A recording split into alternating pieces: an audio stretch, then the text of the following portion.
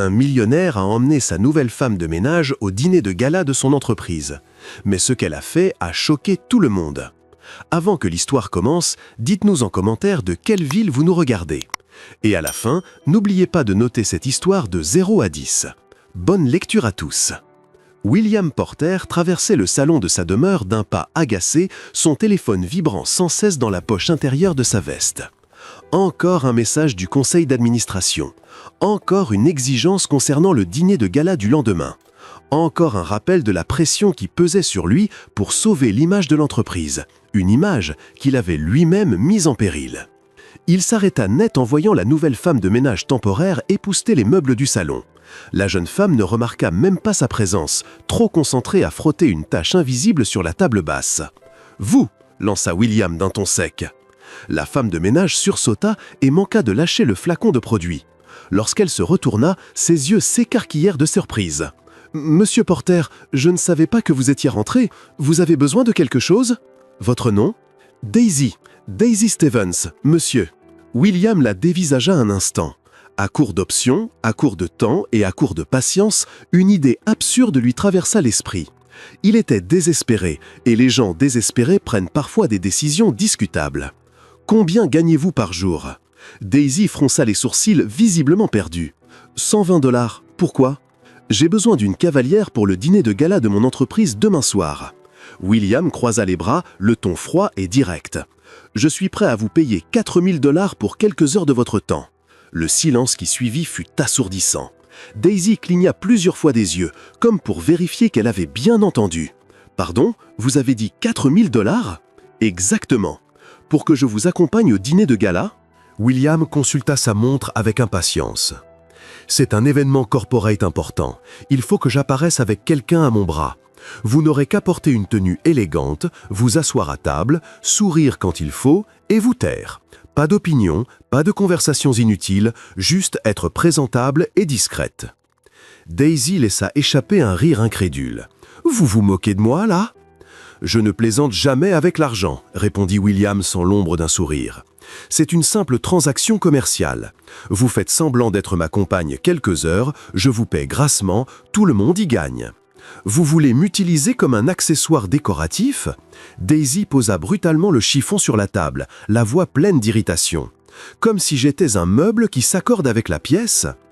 « Si vous voulez le dire comme ça, oui, » répondit William sans la moindre gêne, « mais un meuble qui repartira avec 4 000 $ en poche. » Daisy ouvrit la bouche pour répondre, probablement quelque chose de peu aimable, mais se ravisa. William remarqua le léger changement d'expression. Il vit l'indignation commencer à se battre contre la réalité financière. Il connaissait bien ce conflit intérieur. C'était le même qu'il voyait lors des négociations difficiles, quand l'orgueil se heurtait au besoin. « C'est complètement ridicule et irrespectueux, » dit Daisy, mais sa voix avait perdu de son assurance. « 5 000 $, lança William en sentant l'ouverture. Proposition finale, à prendre ou à laisser. Daisy inspira profondément. Ses yeux balayèrent la pièce luxueuse, puis revinrent se poser sur William avec un mélange de défi et de résignation. « Je vais le faire, » dit-elle enfin en relevant le menton. « Mais soyons clairs, ce n'est pas parce que je vous admire ou que je trouve ça correct. C'est parce que 5 000 $ font une différence dans la vie de quelqu'un qui doit vraiment travailler pour survivre. Et parce que j'ai envie de voir de près comment fonctionne vraiment ce monde de gens pleins aux as et complètement déconnectés. » William haussa un sourcil. « Attention à cette langue bien pendue. Demain, vous devrez la tenir en laisse. » « Demain, je serai la compagne silencieuse et souriante que vous voulez, » répliqua Daisy avec une pointe de sarcasme. « Aujourd'hui, je suis encore la femme de ménage qui dit ce qu'elle pense. » « Parfait, marché conclu. » William sortit son téléphone. « Je passe vous chercher à 19 h. Portez quelque chose d'élégant. Rien d'extravagant, juste correct. Et rappelez-vous les règles. Sourire, rester silencieuse, ne pas gâcher ma soirée. » « Vos attentes à mon égard sont vraiment inspirantes, monsieur Porter, » ironisa Daisy avec une douceur exagérée. William ignora la remarque et se dirigea vers la sortie, mais s'arrêta sur le seuil. « Ah, et Daisy, ne soyez pas en retard. La ponctualité, c'est très sérieux pour moi. » « Ne vous inquiétez pas, je ne raterai pour rien au monde l'occasion de gagner 5 000 $ en supportant quelques heures la compagnie d'un millionnaire arrogant. » William quitta la pièce sans répondre, mais un sourire fugace et involontaire effleura le coin de ses lèvres. Cette femme de ménage a du cran, dut-il s'avouer. Du cran ou de la folie, il n'était pas encore sûr. De retour dans son bureau, il envoya un message rapide à son assistante. Problème de cavalière réglé, confirmez ma présence au dîner. Dans le salon, Daisy resta figée un long moment à fixer la porte. Puis elle regarda le chiffon dans ses mains, l'aspirateur posé par terre, et éclata d'un rire incrédule. « Qu'est-ce que je viens d'accepter » murmura-t-elle. Mais en pensant aux 5 000 $, au loyer en retard, aux factures impayées et aux portes que cette somme pouvait ouvrir, elle secoua la tête et reprit son travail. Demain allait être une journée intéressante, très intéressante. Elle ne savait pas encore à quel point cette décision allait bouleverser toute sa vie. Le lendemain soir, alors que le soleil se couchait sur la ville, Daisy, dans son petit appartement, fixait la seule robe un tant soit peu imégante qu'elle possédait.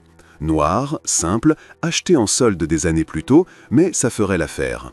Elle l'enfila devant le miroir, testa plusieurs coiffures jusqu'à en trouver une qui faisait vaguement sophistiquée, et se maquilla avec le peu qu'elle avait, le plus soigneusement possible. Quand elle eut fini, elle se regarda et inspira profondément.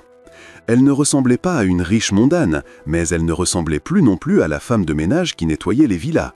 Elle était entre les deux, présentable, exactement ce qu'avait exigé William. « Souris et tais-toi », se répéta-t-elle en s'entraînant à sourire devant la glace. « Facile, 5 000 $, tu peux le faire. » Mais une petite voix têtue, celle qui lui attirait toujours des ennuis, murmura « Tu vas vraiment réussir à te taire ?» Daisy chassa cette pensée. Bien sûr qu'elle pouvait. Une seule soirée, quelques heures de comédie, et elle rentrerait avec 5 000 $ de plus sur son compte, sans complication. À 19 heures précises, on sonna à la porte. Daisy ouvrit et trouva William dans le couloir, impeccable dans un smoking noir qui coûtait probablement plus cher que tous ses meubles réunis. Il la détailla de haut en bas avec ce regard critique déjà agaçant de familiarité. Ponctuel.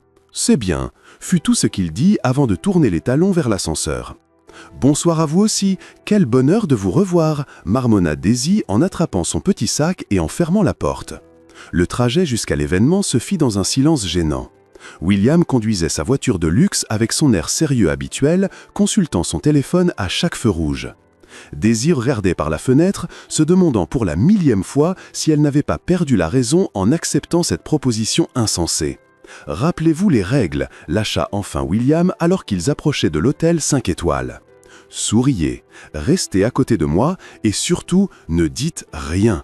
Absolument rien. Laissez-moi gérer toutes les conversations. »« Oui, monsieur, je serai un charmant vase décoratif » répondit Daisy avec une douceur exagérée.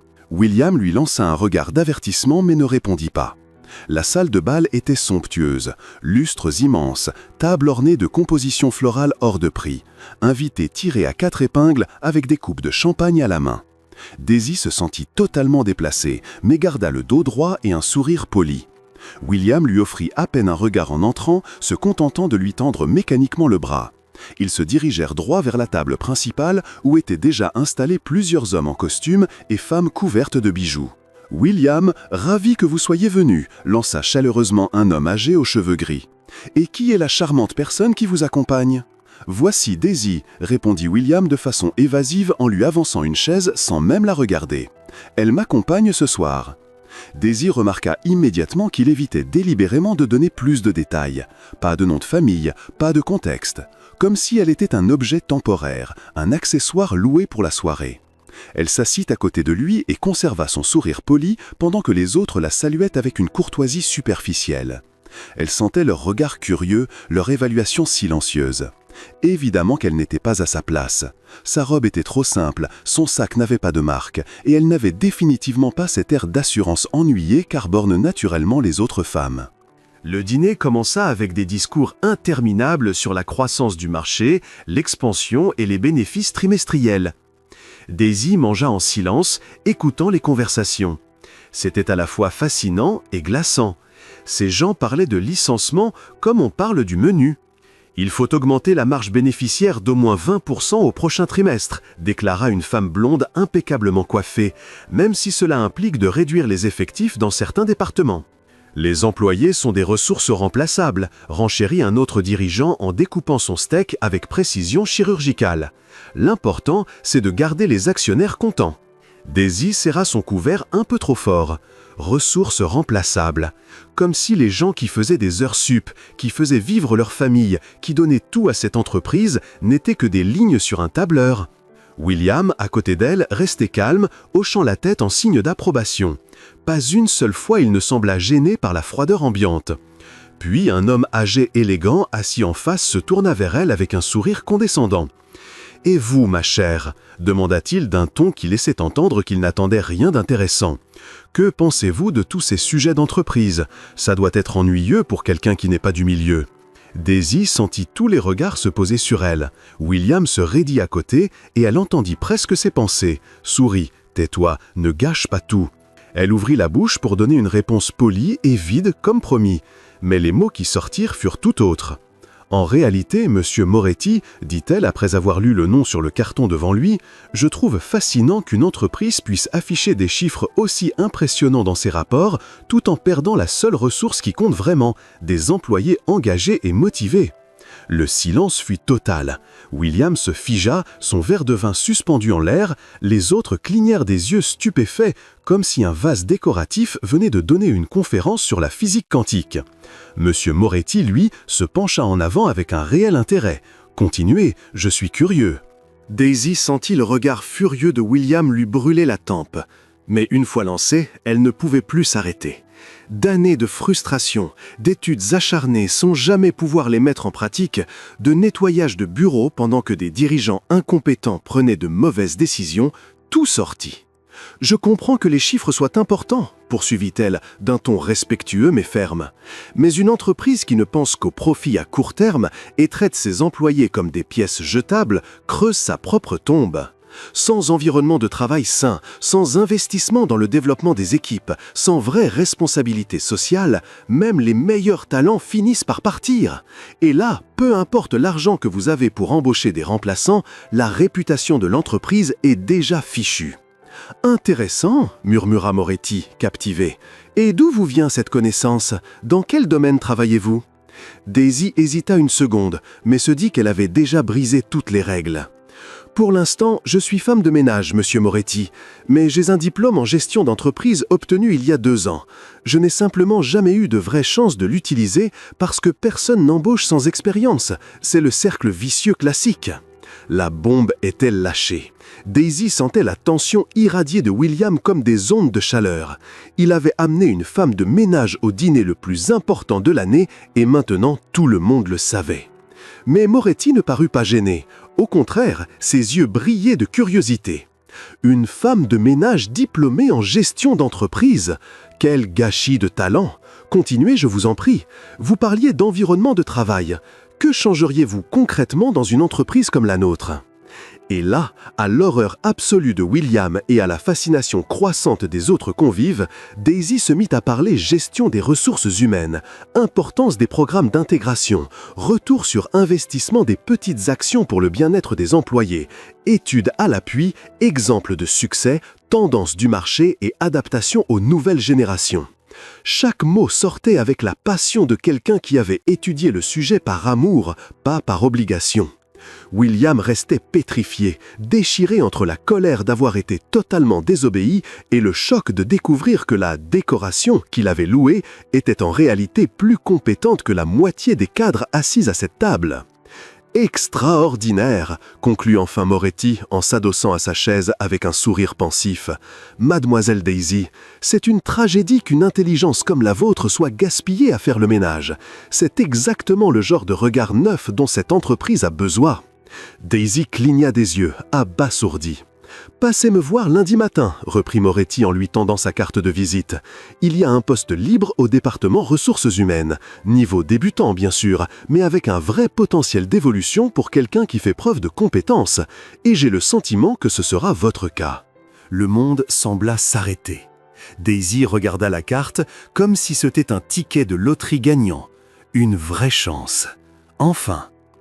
J'accepte. Merci infiniment, Monsieur Moretti, balbutia-t-elle, la voix chargée d'émotion. William, à côté, avait l'air d'un homme qui vient d'assister à un accident de voiture au ralenti. Sa compagne, jetable, venait d'obtenir un emploi dans sa propre entreprise. La soirée venait de devenir bien plus compliquée. Le reste du dîner fut un mélange étrange, mélange de conversations animées et de silence glacial provenant spécifiquement de la chaise à côté de Daisy. William ne lui adressa plus un seul mot, se contentant de répondre aux questions des actionnaires par monosyllabes tendues. Daisy, elle, fut assaillie de questions. Moretti semblait sincèrement fasciné et lui demanda son avis sur divers aspects de la gestion. D'autres cadres se joignirent à la discussion, certains par curiosité, d'autres clairement sceptiques. Quand le dîner s'acheva enfin, William entraîna presque Daisy hors de la salle de bal. Il ne dit rien jusqu'au parking, puis explosa. « Vous aviez une seule consigne simple », lâcha-t-il entre ses dents en ouvrant la portière plus fort que nécessaire. « Une seule, vous taire !»« Techniquement, vous m'aviez aussi dit de sourire, et j'ai beaucoup souri », répondit Daisy en montant dans la voiture avec un air innocent. « Donc j'ai respecté au moins 50% des consignes. Ce n'est pas un échec total. » « Ce n'est pas drôle, Daisy. » William démarra en trombe. « Vous m'avez ridiculisé devant les actionnaires les plus importants de l'entreprise. » « Oh oui, quel horrible ridicule d'avoir à ses côtés quelqu'un d'intelligent et pertinent !» répliqua Daisy en croisant les bras. « C'était tellement mieux si j'étais resté là à faire la belle potiche bien habillée. » William serra la mâchoire, faisant visiblement un effort surhumain pour ne pas dire quelque chose qu'il regretterait. Le trajet retour fut encore plus silencieux, mais chargé de tension. Quand ils s'arrêtèrent devant l'immeuble de Daisy, elle s'apprêtait à descendre quand William parla enfin. « Lundi, vous n'y allez pas. »« Pardon ? Vous n'allez pas prendre ce poste, » dit-il en fixant la route. « Je double la somme de ce soir, 10 000 $ pour que vous oubliez toute cette histoire et repreniez votre vie. » Daisy le regarda, incrédule, puis éclata d'un rire franc qui emplit toute la voiture. « Vous êtes sérieux ? Vous pensez vraiment que vous pouvez acheter mon silence et me faire renoncer à une vraie opportunité de carrière ? 15 000 ? proposa William sans la regarder. Daisy cessa de rire, la voix soudain sérieuse. « Vous n'avez rien compris, n'est-ce pas ? Ce n'est pas une question d'argent, William. C'est la chance d'utiliser enfin tout ce que j'ai étudié, de prouver que je suis capable, de faire quelque chose qui a du sens. Vous pourriez m'offrir 1 million, la réponse serait toujours non. »« Vous allez le regretter, » dit-il froidement. « Travailler avec moi ne sera pas facile. Je peux vous rendre la vie très compliquée dans cette entreprise. » Des menaces maintenant, très classe. Daisy ouvrit la portière. « Merci de confirmer que j'ai fait le bon choix. Et gardez vos 15 000 $. Je gagnerai mon argent honnêtement, pas en acceptant des pots de vin d'un millionnaire grognon. » Elle descendit de la voiture et claqua la portière avec une force délicieusement satisfaisante. À mi-chemin de l'entrée de l'immeuble, elle se retourna et cria « Ah, et les 5 000 $ du contrat initial, je les attends toujours lundi, hein ?» William démarra en trombe, laissant Daisy plantée sur le trottoir avec un sourire victorieux. Le lendemain matin, Daisy se réveilla encore en train de digérer tout ce qui s'était passé. Elle prit la carte de visite de Moretti sur sa table de nuit et la fixa longuement. C'était réel, vraiment réel. Elle passa le week-end entre excitation et nervosité. Avec le peu d'argent qu'elle avait mis de côté, elle s'acheta 2 tenues de bureau, éplucha tout ce qu'elle trouva sur Porter Enterprises en ligne et répéta mentalement 1000 fois le déroulé de son premier jour. Le lundi arriva bien trop vite. À 8 heures précises, Daisy se tenait devant l'imposant bâtiment Porter Enterprises, vêtue d'un simple pantalon noir, d'une chemise blanche et d'un blazer acheté en solde. Rien de clinquant, mais professionnel. L'hôtesse l'orienta vers le service des ressources humaines, où une femme nommée Jennifer, qui allait devenir sa supérieure directe, l'accueillit. « Monsieur Moretti m'a parlé de vous », dit Jennifer avec un sourire chaleureux. « Il m'a dit que vous aviez des idées très intéressantes sur la gestion des personnes. J'ai hâte de travailler avec vous. » Daisy fut présentée à l'équipe, reçut son badge d'employé et fut conduite jusqu'à un petit bureau ouvert mais cosy. Tout ressemblait à un rêve très réel et un peu effrayant.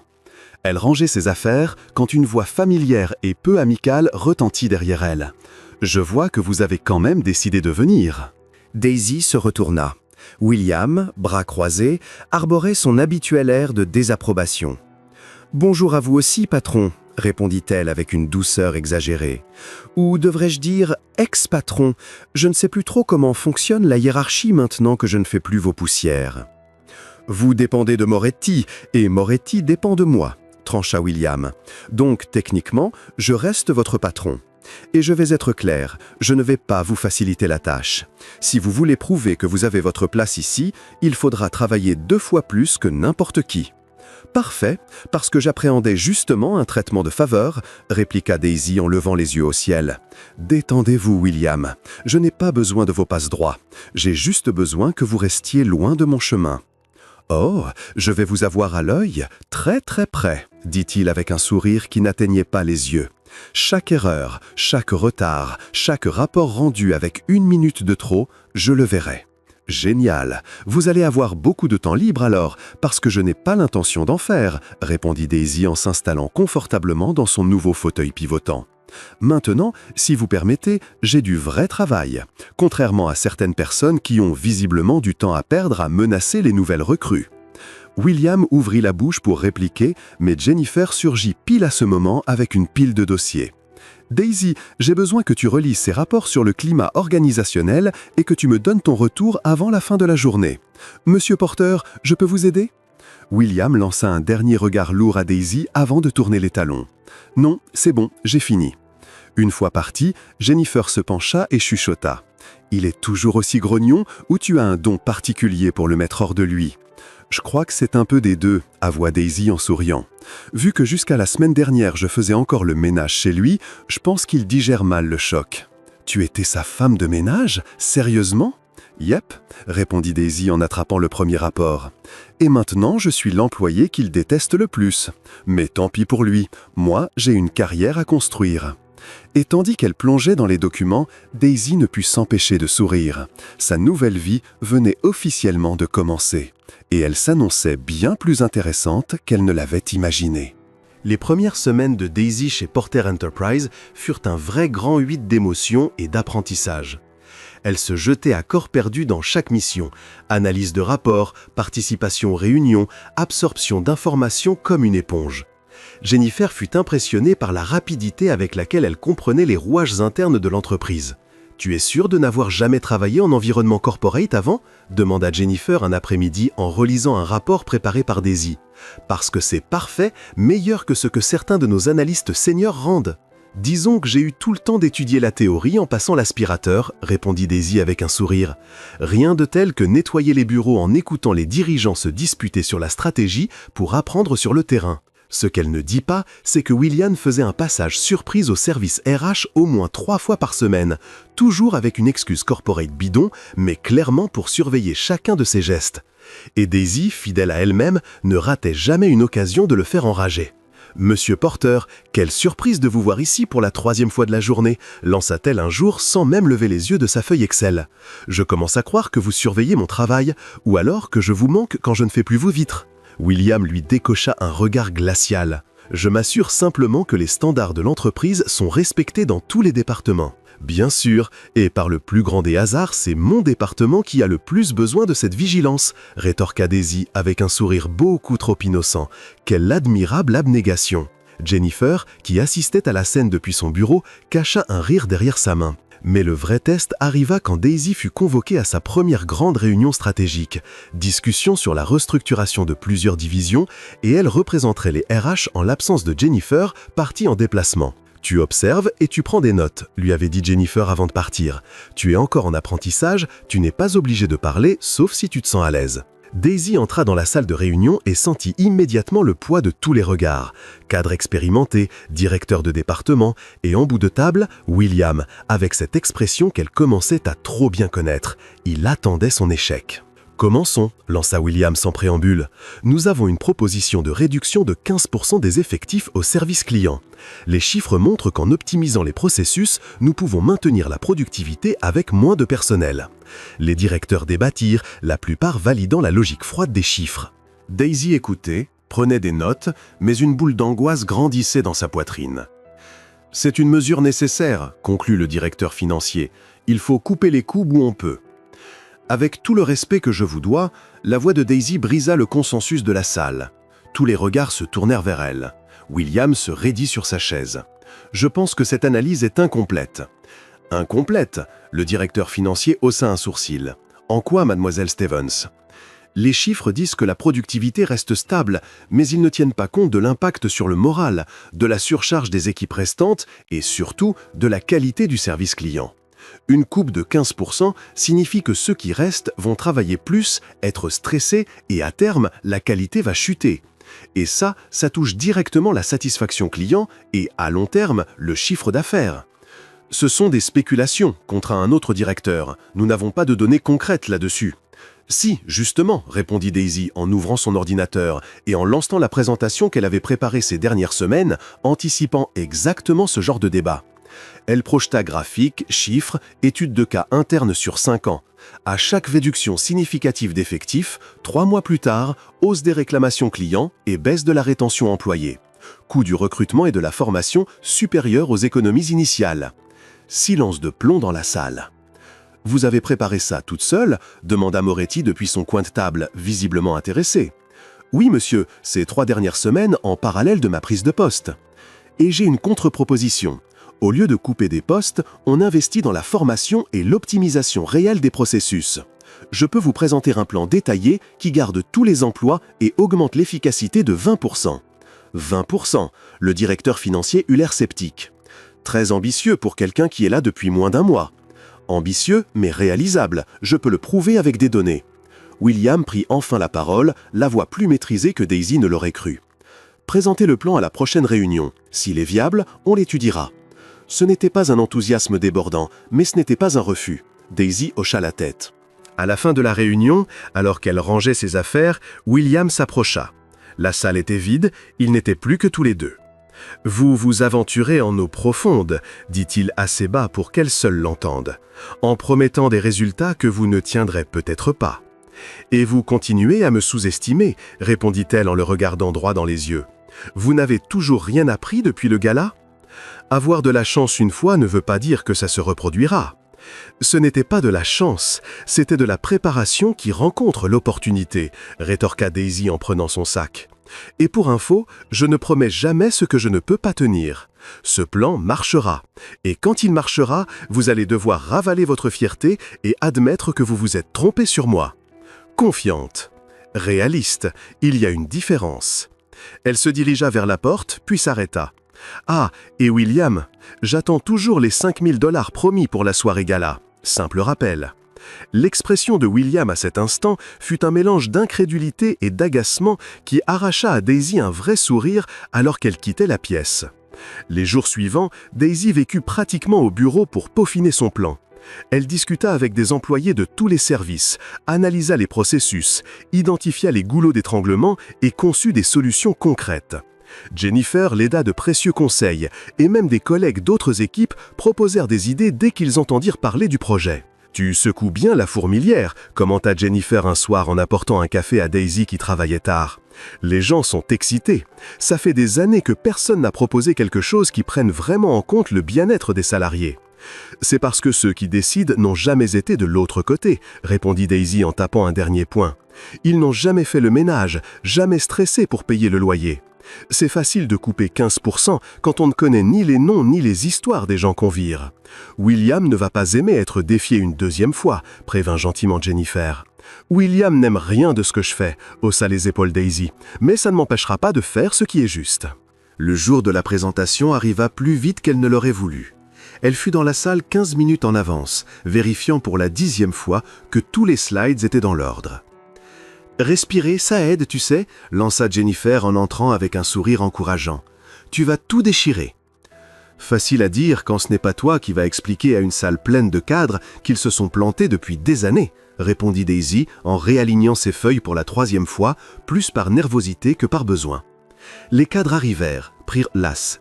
Daisy reconnut la plupart des visages de la réunion précédente.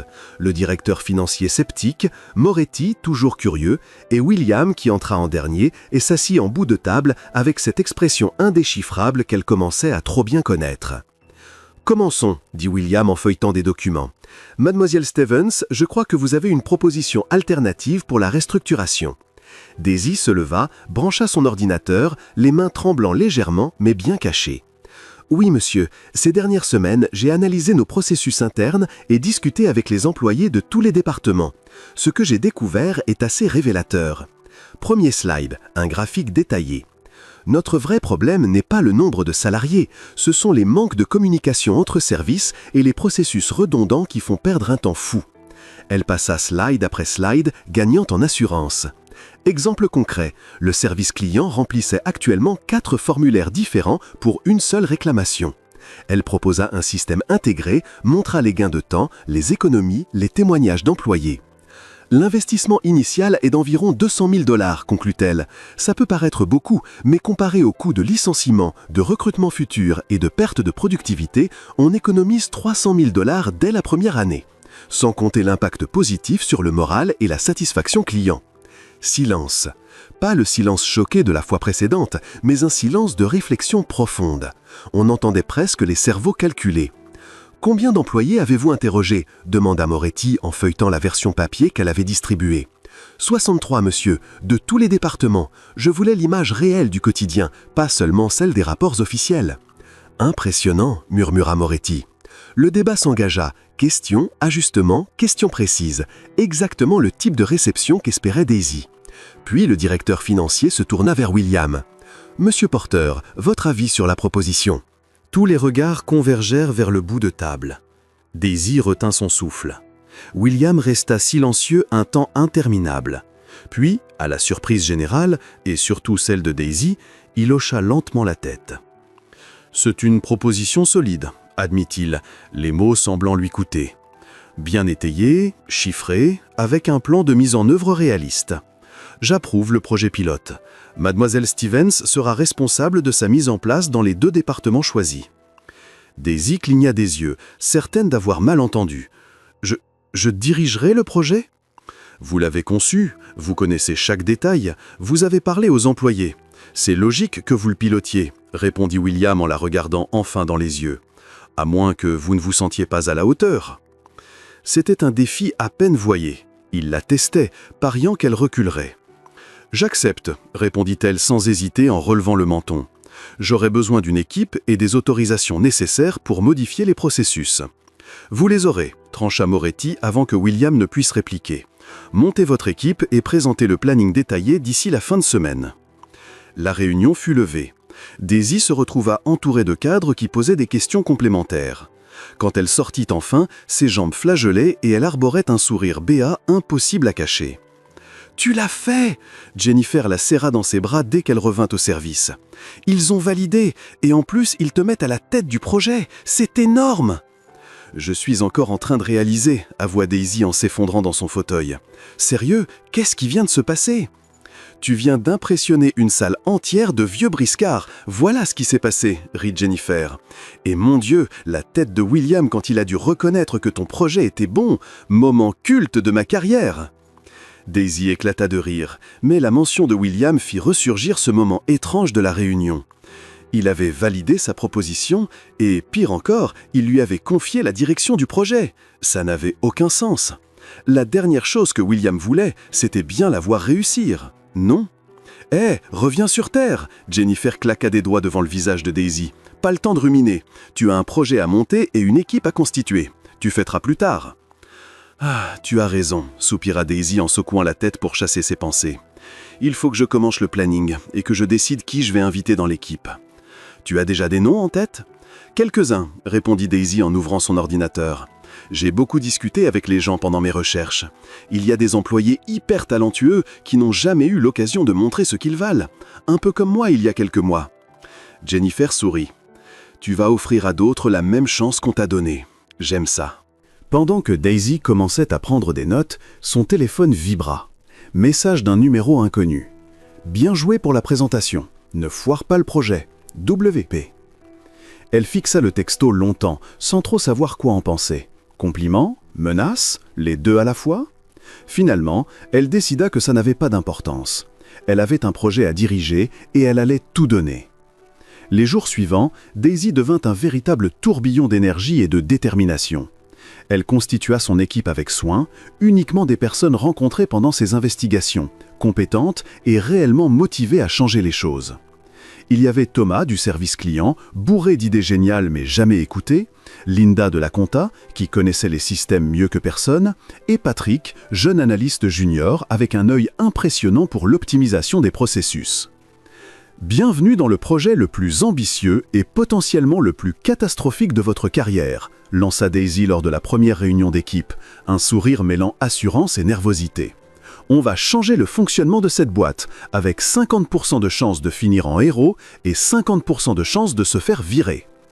Très motivant, rit Thomas, j'adore quand c'est pile ou face. Le projet démarra tambour battant. Daisy partageait son temps entre réunions interservices, analyse de données et mise en place progressive des changements.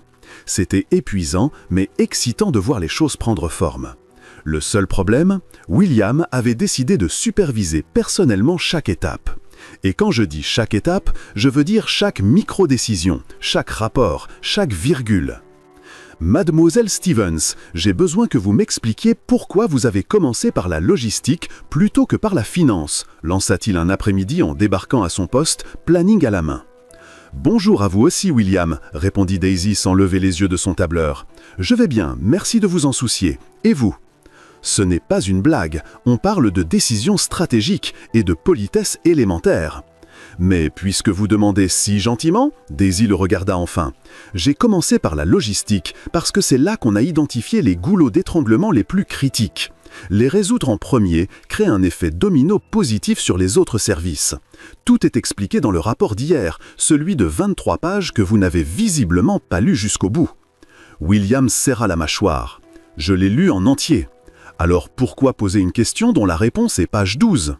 La tension était presque palpable. Thomas, qui passait par là, fit demi-tour à 180 degrés pour éviter les éclats. « Je m'assure simplement que vous savez ce que vous faites », reprit William plus bas. « Et moi je vous demande simplement de faire confiance au travail que vous m'avez confié », rétorqua Daisy. « Écoutez, je sais que vous attendez que j'échoue, que je vous donne raison sur moi depuis le début. Mais je ne vais pas vous faciliter la tâche. Ce projet va marcher. Votre assurance est admirable, ou délirante, je n'ai pas encore tranché, lâcha William en tournant les talons, puis il s'arrêta. Réunion de suivi demain 9h, ne soyez pas en retard. Je ne suis jamais en retard, marmonna Daisy quand il fut assez loin, contrairement à certains paiements de 5000 $ en retard de plusieurs semaines. Les semaines défilèrent à un rythme effréné. Le projet pilote commençait à porter ses fruits, d'abord modestes, mais réguliers. Temps de résolution des problèmes en logistique, moins 17% en 3 semaines. Moins de frustration liée au processus redondant. Et, surprise, le moral de l'équipe visiblement amélioré. « Ça marche !» annonça Linda lors d'une réunion d'équipe en montrant les derniers chiffres. « Ça marche vraiment, j'y crois pas !» « Un peu de foi en votre intrépide chef, voyons, » fit mine de s'offenser Daisy. « Je vous avais dit que ça marcherait. »« Tu avais aussi dit qu'on avait 50% de chances de se faire virer, » lui rappela Patrick en riant. « Détail technique, l'important c'est qu'on est sur la bonne voie. Mais on ne relâche rien. William attend la moindre erreur pour dire « Je vous l'avais bien dit ». Comme invoqué par ces mots, William apparut à la porte de la salle. « Je dérange une réunion importante ?» demanda-t-il en m'entrant sans attendre la réponse. « On était juste en train de sauver l'entreprise de mauvaises décisions managériales », répondit Daisy avec un sourire mielleux. « Rien de bien grave. » L'équipe cacha difficilement ses sourires. William ignora la pique et alla droit au but. Le conseil d'administration veut une présentation des résultats préliminaires, la semaine prochaine. Daisy sentit son estomac se nouer. La semaine prochaine, c'est trop tôt, on est encore en pleine mise en œuvre. Ils veulent savoir s'il ça vaut la peine de continuer à investir ou s'il faut revenir au plan initial de réduction d'effectifs, répondit William en croisant les bras. Vous avez 6 jours pour préparer quelque chose de convaincant. 6 jours, répéta Daisy en calculant mentalement tout ce qu'il restait à faire. Bien sûr, pourquoi laisser un délai raisonnable quand on peut rajouter une pression inutile ? Bienvenue dans le monde de l'entreprise, répliqua William. Je pensais que vous aviez compris depuis le temps. Une fois parti, l'équipe regarda Daisy avec une inquiétude évidente. On peut vraiment sortir quelque chose de solide en 6 jours ? demanda Thomas. On n'a pas le choix, inspira Daisy. Nouveau plan, on compile toutes les données, on fait des analyses comparatives, on prépare des projections et on monte une présentation qui montre clairement que ce projet ne marche pas seulement, il est vital pour l'avenir de l'entreprise. Sans pression, marmonna Linda. Beaucoup de pression, corrigea Daisy avec un sourire fatigué. Mais si j'ai pu passer de femme de ménage à chef de projet en quelques mois, on peut sortir une présentation d'enfer en 6 jours. Les jours suivants furent un marathon. Daisy et son équipe vivaient pratiquement au bureau. Tri de données, graphiques, affinage des arguments. Jennifer apportait café et encouragement. Moretti passa plusieurs fois, toujours impressionné par la motivation de l'équipe. William passa aussi, mais ses visites étaient différentes. Plus de remarques sarcastiques. Il observait, lâchait parfois un conseil étonnamment utile, puis repartait sans un mot de trop. « Il est bizarre », commenta Thomas après l'une de ses visites. « Moins agressif, c'est louche. » « Peut-être qu'il prépare un mauvais coup, supposa Patrick. « Ou alors, risqua Linda, il commence à réaliser que Daisy sait ce qu'elle fait. » Daisy ne dit rien, mais espéra secrètement que Linda avait raison. La veille de la présentation, Daisy était seule au bureau, en train de relire les slides une dernière fois. Il était presque minuit quand elle entendit des pas dans le couloir. Elle leva la tête, William, à l'entrée de son box. « Toujours là ? » « Je pourrais vous retourner la question, » répondit-elle en sauvegardant son fichier et en s'adossant à son siège. « Vous venez vérifier si je suis prête à m'applanter demain ? Je viens apporter ça, » dit-il en posant une enveloppe sur le bureau. Daisy la prit, intriguée. À l'intérieur, un chèque de 5 000 $. « Paiement du gala, » précisa William, les mains dans les poches, « avec intérêt. » Daisy regarda le chèque, puis lui, totalement muette pour la première fois depuis des semaines. « Vous méritez d'être payé, » reprit-il, « et j'aurais dû le faire depuis longtemps. Considérez ça comme des excuses, pour plusieurs choses. »« Plusieurs choses ? Très précis, » ironisa doucement Daisy. « Pour vous avoir traité comme un accessoire, pour vous avoir sous-estimé, pour vous avoir compliqué la vie plus que nécessaire, » énuméra William, et chaque mot semblait lui coûter. « Votre projet fonctionne mieux que je ne l'imaginais, mieux que personne ne l'imaginait. » C'était presque un compliment, fit Daisy en battant exagérément des cils. Je rêve ou William Porter vient d'admettre que j'avais raison. Un sourire fugace effleura le coin des lèvres de William. Ne vous habituez pas trop. Rassurez-vous, je suis sûr que vous redeviendrez insupportable dès demain matin, répondit-elle en glissant le chèque dans son sac. Mais merci, pour ça et pour, vous savez, ne pas m'avoir saboté activement. La barre est basse si ça mérite des remerciements. Vous êtes celui qui l'a placé si bas. William rit. Un rire bref, inattendu, mais sincère. « Bonne chance demain, Daisy. Pas que vous en ayez besoin. » Et il partit, laissant Daisy seule avec ses pensées embrouillées et un chèque de 5 000 $ dans son sac. Peut-être, juste peut-être, que William Porter n'était pas seulement le millionnaire arrogant qu'elle croyait connaître. Le lendemain matin, le réveil sonna à 6 heures. Daisy n'avait dormi que 4 heures, mais l'adrénaline la portait. Aujourd'hui était le jour, la présentation qui déciderait si son projet continuait ou si on revenait au plan initial de licenciement. Elle choisit une tenue pro mais assurée, répéta son speech 3 fois devant le miroir, sauvegarda ses slides sur 2 clés USB, on n'est jamais trop prudent, et partit. À son arrivée, toute l'équipe était déjà dans la salle de réunion, mélange de stress et de détermination. « Quelqu'un a dormi ?» demanda Daisy en posant son dossier. « Le sommeil, c'est pour les faibles », répondit Thomas clairement sur dose de caféine. « Et pour ceux qui n'ont pas à convaincre un conseil d'administration de vieux grincheux que le changement est possible. » « Très motivant », leva les yeux au ciel Linda. « On aura tous un ulcère avant 30 ans. »« J'ai 32 ans, moi je suis tranquille », plaisanta Patrick. À 8h45, la grande salle de conférence commença à se remplir. À travers la paroi vitrée, Daisy vit arriver les membres du conseil, costumes impeccables, mines sérieuses. Moretti lui adressa un sourire encourageant. Le directeur financier hocha simplement la tête, neutre. William arriva le dernier, à 8h59 précise. Ses yeux croisèrent ceux de Daisy une fraction de seconde. Il lui fit un signe de tête presque imperceptible. Elle ne sut pas si c'était un encouragement ou un simple constat, mais ça l'aida quand même. « C'est l'heure », souffla Jennifer à côté d'elle, « tu vas tout déchirer. » Daisy inspira profondément, prit son ordinateur et entra dans la salle. « Bonjour à tous, merci de votre temps pour suivre l'avancement du projet d'optimisation des processus. » Premier slide, synthèse exécutive claire et concise. En 6 semaines, nous avons mis en place des changements structuraux dans 2 départements pilotes, logistique et service client. Les résultats dépassent déjà nos prévisions initiales. Elle passa au graphique. Les courbes montantes ne laissaient aucun doute. Logistique. Délai moyen de traitement réduit de 22%. Service client, taux de résolution au premier contact, plus 18%. Mais les résultats les plus importants ne sont pas ceux des tableaux classiques. Elle afficha les données des enquêtes de satisfaction salariée. Le moral dans les départements concernés a nettement progressé. 0 démission sur les 6 dernières semaines contre une moyenne historique de 3 à 4 par mois. Et la satisfaction client a augmenté de 12%. Chiffres impressionnants, commenta un membre du conseil. Mais combien tient à l'effet nouveauté? Comment garantir la pérennité?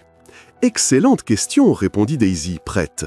Nous avons mis en place un suivi continu et des groupes de feedback hebdomadaires. Les salariés ont désormais une vraie voix pour proposer des améliorations. Ce n'est pas un changement ponctuel, c'est un changement de culture.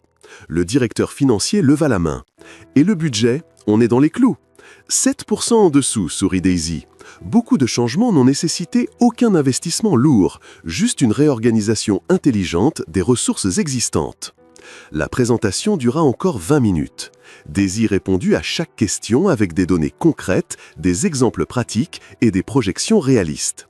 Son équipe avait fait un travail exceptionnel en compilant tout, et elle veilla à citer le nom de chacun. Quand elle posa enfin la télécommande, le silence dans la salle n'était plus celui du doute, mais celui de la réflexion profonde. « Des questions » demanda-t-elle simplement. Moretti fut le premier à prendre la parole. « Mademoiselle Stevens, selon votre avis professionnel, devons-nous étendre ce projet à l'ensemble de l'entreprise ?» « Oui, monsieur, répondit Daisy sans hésiter, mais progressivement et stratégiquement. Nous proposons d'ajouter 4 nouveaux départements dès le trimestre prochain, d'évaluer les résultats, d'ajuster si besoin, puis de passer à une mise en œuvre totale. Un changement trop rapide peut être aussi néfaste qu'aucun changement. Sage décision, approuva Moretti en jetant un regard aux autres membres du conseil. Je vote pour la poursuite et l'extension du projet. Un à un, les membres du conseil se prononcèrent en faveur. Certains avec enthousiasme, d'autres avec prudence, mais tous reconnurent que les résultats parlaient d'eux-mêmes. Quand vint le tour de William, Daisy retint son souffle sans même s'en rendre compte. « Le projet a démontré une efficacité bien supérieure aux attentes initiales », déclara-t-il d'un ton professionnel. « J'approuve l'extension telle que proposée par Mademoiselle Stevens et je suggère qu'elle soit officiellement promue directrice du projet d'optimisation, avec pouvoir de décision sur la mise en œuvre sans validation préalable du conseil. » Daisy cligna des yeux. Elle était certaine d'avoir mal entendu. « Tout à fait d'accord », enchaîna immédiatement Moretti. « Son leadership a été exemplaire. Elle mérite reconnaissance et autonomie. » Le conseil valida à l'unanimité. Daisy sortit de la salle en état de choc total. Non seulement le projet continuait, mais elle venait d'être promue à un poste de direction en moins de 3 mois dans l'entreprise. « Tu l'as fait !» Thomas la serra dans ses bras dès qu'elle revint auprès de l'équipe qui attendait, rongée d'angoisse. « On l'a fait !» corrigea Daisy en riant, les larmes aux yeux. « C'est complètement dingue et merveilleux !» La fête fut interrompue par l'arrivée de William à la porte. « Équipe, excellent travail !» lança-t-il, surprenant tout le monde. « Vous avez le reste de la journée de congé. Considérez ça comme une prime de performance. » L'équipe poussa des cris de joie et fila en quelques secondes, laissant Daisy et William seuls dans le couloir. « Merci !» dit-elle simplement. « Pour la promotion, pour le soutien au projet, pour faire mon boulot ?» compléta William en haussant un sourcil. « Tu as obtenu des résultats, je serais idiot de ne pas le reconnaître. Même si ça n'a pas été facile pour toi d'admettre que l'ancienne femme de ménage sait ce qu'elle fait. Tu vas me le ressortir jusqu'à la fin de mes jours, hein ?» demanda-t-il, mais il y avait de l'humour dans sa voix. « Probable, » avoua Daisy avec un sourire. « Ça fait partie de mon charme insupportable. »« Insoutenable est le mot juste », confirma William en souriant lui aussi. « Daisy, je voulais m'excuser correctement. Pas seulement pour le paiement en retard, mais pour tout. Pour t'avoir traité comme un objet au début, pour avoir essayé de te faire craquer, pour ne pas avoir vu ton potentiel alors qu'il était sous mon nez. « Excuse acceptée, répondit-elle, mais uniquement parce que tu as enfin dit à voix haute que je suis génial. Je n'ai pas dit ça, c'est implicite. » William secoua la tête, mais le sourire resta. « Ça te dirait de déjeuner? Pour fêter la promotion? Pas de boulot, juste un vrai repas entre collègues. » Daisy n'hésita qu'une seconde. Il y avait quelque chose de différent dans sa façon de demander. Ce n'était plus l'offre froide et calculée du gala. C'était sincère. « D'accord, mais tu payes. Les directeurs gagnent moins que les PDG. Juste. » Ils allèrent dans un petit restaurant sympa tout près. La conversation coula étonnamment bien. William parla de la pression d'avoir hérité de l'entreprise familiale, des attentes impossibles, de la peur permanente d'échouer. Daisy raconta ses études du soir après le boulot, les portes fermées, la ténacité malgré tout. « Tu sais ce qui est drôle ?» dit-elle entre 2 bouchées de salade. « Si tu n'avais pas eu cette idée complètement débile de m'emmener au gala, rien de tout ça ne serait arrivé. Je ferais encore le ménage, tu continuerais à prendre des décisions catastrophiques et l'entreprise s'en porterait probablement plus mal. » « Donc, tu dis que mon idée pourrie était en réalité géniale ?» le taquina William. « N'exagérons rien, rit Daisy. C'était une idée pourrie aux conséquences imprévisiblement positives. Nuance. Je prends. » Quand ils revinrent au bureau, quelque chose avait changé entre eux. L'hostilité avait laissé place à un vrai respect mutuel. Et peut-être, juste peut-être, à quelque chose de plus que ni l'un ni l'autre n'était encore prêt à nommer. Mais le travail continua. Daisy avait une extension de projet à piloter et une équipe à diriger. Et pour la première fois depuis son arrivée, elle se sentait vraiment à sa place. Les mois suivants furent les plus intenses de la vie professionnelle de Daisy. Étendre le projet à 4 nouveaux départements demandait une coordination de dingue, des négociations avec des responsables réfractaires au changement et des journées interminables. Mais les résultats continuaient d'arriver, réguliers et impressionnants. Ce que personne n'avait prévu, c'est à quel point la dynamique entre Daisy et William allait évoluer. Ils se mirent à travailler de plus en plus souvent ensemble. Stratégie, débat d'approche et, chose surprenante, ils étaient d'accord la plupart du temps. « C'est flippant », commenta Jennifer en après-midi en les voyant côte à côte devant des rapports. « Vous bossez en harmonie maintenant ? Où est passée la Daisy qu'il appelait le millionnaire arrogant ?»« Elle est toujours là », chuchota Daisy, « juste en mode pro pour l'instant. Elle peut ressortir à tout moment. » Mais la vérité était plus nuancée. Plus Daisy travaillait avec William, plus elle découvrait les couches cachées sous sa carapace froide. Il était perfectionniste jusqu'à l'épuisement. Pas par arrogance, mais par peur de décevoir. Contrôlant parce qu'il n'avait jamais appris à faire confiance. Et quand il baissait la garde, il avait un humour sec qui la faisait rire plus qu'elle ne voulait l'admettre. « J'ai besoin que tu relises ce contrat avant que je le signe », lui dit-il un après-midi en débarquant dans son bureau avec un dossier épais. « C'est le partenariat fournisseur pour le nouveau système logistique. »« Je suis au RH, pas au juridique », fit remarquer Daisy, tout en prenant le dossier. « Tu comprends les processus mieux que n'importe qui ici, je fais confiance à ton jugement. » Daisy se figea à moitié en ouvrant le dossier. « Tu viens vraiment de dire que tu me faisais confiance ? Ne fais pas tout un plat de ça. » « Oh si, c'est carrément historique. William Porter qui fait confiance à quelqu'un. Faut que je prenne une photo. Où est mon téléphone ?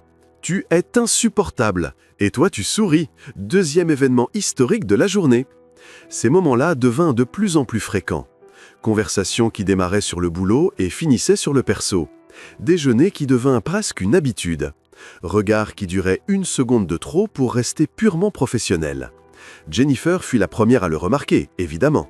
« Évidemment que tu es amoureuse de lui », lâcha-t-elle un jour à la pause café. Daisy s'étouffa avec son cappuccino. « Quoi ? Non, c'est juste du respect professionnel. » Le respect professionnel ne te fait pas vérifier ta coiffure dès qu'il entre dans une pièce. Je ne fais pas ça. Si, et lui fait pareil quand il sait qu'il va te croiser. Jennifer, tu délires, on est collègues qui s'engueulaient il y a encore pas si longtemps, je te signale. Justement, vous avez grave cette vibe Enemy to Lovers des séries télé. C'est du grand classique, conclut Jennifer avec un clin d'œil complice. Ridicule, marmonna Daisy en s'échappant, mais les mots de Jennifer continuèrent de tourner en boucle dans sa tête. Était-ce possible ? Avait-elle vraiment développé des sentiments pour William Porter, l'homme qui l'avait emmenée au gala juste pour qu'elle reste décorative et silencieuse ? Celui qui avait essayé de l'acheter pour qu'elle laisse tomber son poste ? Non, c'était absurde, totalement impensable. Totalement. Daisy, tu m'écoutes ? La voix de William la ramena à la réalité. Ils étaient encore en réunion, juste tous les deux cette fois, à passer en revue les plans du prochain trimestre. « Pardon, j'ai décroché 2 secondes, tu disais ? Je demandais si tu avais quelque chose de prévu vendredi soir. » Le cœur de Daisy fit un bond. « Pourquoi ? Il y a un événement caritatif de l'entreprise. Dîner habillé, musique, le grand classique. C'est en principe obligatoire pour les cadres, expliqua William en triant des papiers sans la regarder. Je me disais que tu pourrais avoir envie de venir. C'est une obligation professionnelle ? Techniquement, oui. Alors pourquoi tu poses la question comme si c'était une invitation? William leva enfin les yeux vers elle. Il y avait quelque chose de différent dans son regard. Parce que cette fois, je ne veux pas que tu viennes par obligation, je veux que tu viennes parce que tu en as envie. Le silence qui suivit dura des secondes qui parurent des heures. C'est une très mauvaise idée, finit par dire Daisy. Probablement. On travaille ensemble, ça peut tout compliquer. Clairement. Et tu es techniquement mon patron. Techniquement, tu dépends de Moretti qui dépend de moi. Il y a donc un étage intermédiaire. Tu cherches des failles maintenant. Je cherche une raison pour que tu dises oui, avoua-t-il. Et la sincérité dans sa voix désarma complètement les défenses de Daisy. Elle aurait dû dire non. C'était la chose raisonnable, professionnelle, prudente à faire. Mais Daisy Stevens n'avait jamais été très douée pour la prudence. « D'accord, j'y vais », lâcha-t-elle en essayant de paraître détachée. Mais cette fois, si quelqu'un dit une connerie, je ne me tais pas. Je n'espérais rien d'autre. La semaine avant le vendredi fila dans un tourbillon de nervosité et de déni. Daisy oscillait entre excitation et panique, parfois les deux en même temps. « J'ai besoin d'une robe », annonça-t-elle à Jennifer le jeudi. « Une vraie, pas celle achetée en solde il y a 5 ans. Enfin, on va faire du shopping ce soir après le boulot. » La quête de la robe parfaite tourna à la mission commando. Daisy essaya au moins 15 modèles avant de trouver la robe. Vert émeraude, élégante sans être tape à l'œil, sophistiquée mais portable au quotidien. « Parfait », valida Jennifer. « William va faire une crise cardiaque en te voyant. » Le but n'est pas de tuer l'homme quand même. Bien sûr que non, juste le laisser sans voix quelques secondes. C'est très différent. Le vendredi soir arriva bien trop vite. Daisy se prépara avec un soin presque maniaque, se rappelant le contraste avec la première fois où elle était sortie en cavalière de William. Cette fois, c'était différent. Elle était différente. Ils étaient différents. William arriva pile à 19 h. Quand elle ouvrit la porte, son expression valut toutes les heures passées à se préparer. « Tu es... Waouh !» fut tout ce qu'il parvint à dire. « Toujours aussi éloquent !» le taquina Daisy, mais elle souriait. « Toi, tu es... présentable. »« Seulement présentable. Je ne vais pas nourrir ton ego plus que ça. » Le trajet jusqu'à l'événement fut bien plus détendu que Daisy ne l'avait imaginé. Ils parlèrent de tout et de rien, rirent facilement. Quand ils arrivèrent, William lui tendit le bras, pas mécaniquement comme la première fois, mais avec une vraie courtoisie. Prête à affronter à nouveau l'élite corporate ? Née prête. La dernière fois, j'étais la femme de ménage infiltrée. Ce soir, je suis directrice de projet. Grosse différence. Tu as toujours été bien plus qu'un titre, murmura William, et Daisy sentit ses joues chauffer. L'événement était bondé. Daisy reconnut beaucoup de visages, dont celui de Moretti qui lui fit de grands signes enthousiastes. Cette fois, quand on demanda qui elle était, William la présenta avec une fierté évidente. Voici Daisy Stevens, notre directrice de l'optimisation des processus. C'est elle qui est derrière les résultats exceptionnels dont vous avez entendu parler. Pas de présentation vague, pas de traitement en accessoires. C'était sincère, respectueux, et ça fit battre le cœur de Daisy bien plus vite qu'il n'aurait dû au bureau. Ils dînèrent, discutèrent et même dansèrent quand la musique commença. Et là, sur la piste, avec la main de William posée sur sa taille et son regard rivé au sien, Daisy dut admettre la vérité qu'elle fuyait depuis des semaines. Elle était complètement, irrémédiablement amoureuse de William Porter. Et à la façon dont il la regardait, dont il ne souriait vraiment qu'avec elle, dont il trouvait 1000 excuses pour l'effleurer, Daisy soupçonnait fortement qu'elle n'était pas seule dans ce cas. « À quoi tu penses ?» demanda-t-il en la faisant tourner doucement. « Que c'est très différent de la première fois où on est venu à un événement ensemble. »« Mieux ou pire ?»« Clairement mieux, avoua-t-elle. Même si c'est compliqué et potentiellement désastreux pour nos carrières. »« Certains risques valent la peine, » répondit William, et il y avait dans sa voix une promesse qui fit papillonner l'estomac de Daisy. Quand la soirée s'acheva et que William la raccompagna jusqu'à sa porte, il y eut ce moment de flottement. Tous les deux savaient que franchir cette ligne signifierait qu'il n'y aurait plus de retour en arrière possible. « Bonne nuit, Daisy. »« Bonne nuit, William. » Mais aucun des deux ne bougea. Et puis, comme si c'était la chose la plus naturelle du monde, William se pencha et l'embrassa. D'abord doucement, presque timidement, puis plus profondément quand Daisy répondit. Quand ils se séparèrent enfin, ils avaient tous les deux le sourire béat d'adolescents. « C'était une très mauvaise idée, » compléta Daisy. J'allais dire inévitable, mais très mauvaise idée, ça marche aussi. On devra en parler lundi. Absolument. Pour l'instant, ils se contentèrent de se sourire, conscients que tout avait changé. Et cette fois, pour de bon. Le lundi arriva avec une ponctualité cruelle. Daisy avait passé tout son dimanche à revivre le baiser en boucle et à paniquer sur les conséquences professionnelles. Elle débarqua au bureau prête à avoir une discussion sérieuse et mature sur les limites et le professionnalisme. Ce qu'elle n'avait pas prévu, c'est de trouver William déjà dans son bureau, 2 cafés à la main, l'air à la fois nerveux et déterminé. « Il faut qu'on parle », dirent-ils exactement en même temps, et la tension éclata en un rire nerveux. « Toi d'abord », fit Daisy en fermant la porte. William inspira profondément. « Vendredi soir a été... Je ne regrette rien, pas une seconde. Mais je comprendrai si tu penses que c'était une erreur. Si tu veux qu'on redevienne juste collègues, je respecterai ça. » « Tu as répété ça devant le miroir, hein ?» demanda Daisy en prenant un café. « 3 fois ce matin. Pourquoi ça sonne faux ?»« Un peu trop formel. On dirait un discours au conseil d'administration, » répondit-elle en s'asseyant au bord du bureau. « Mais puisque tu es honnête, je vais l'être aussi. Je ne regrette rien non plus. Mentir en disant que je n'y avais jamais pensé avant vendredi serait ridicule. » Vraiment ? William parut sincèrement surpris. « S'il te plaît, je ne vais pas gonfler ton ego en te disant depuis combien de temps. Mais on a un vrai problème pratique. Tu es globalement mon patron, je dirige un projet clé, les gens vont jaser. » Ils jasent déjà. J'ai entendu au moins 5 théories différentes dans le salon des cadres, avoua William. 2. Ils vont finir par s'entretuer. Ah, ils sortent ensemble en secret depuis des mois. La première était vraie pendant quelques mois, nota Daisy. On confirme juste la seconde pour faire plaisir à tout le monde. Donc, tu veux essayer ? Demanda-t-il en se rapprochant, même avec toutes les complications.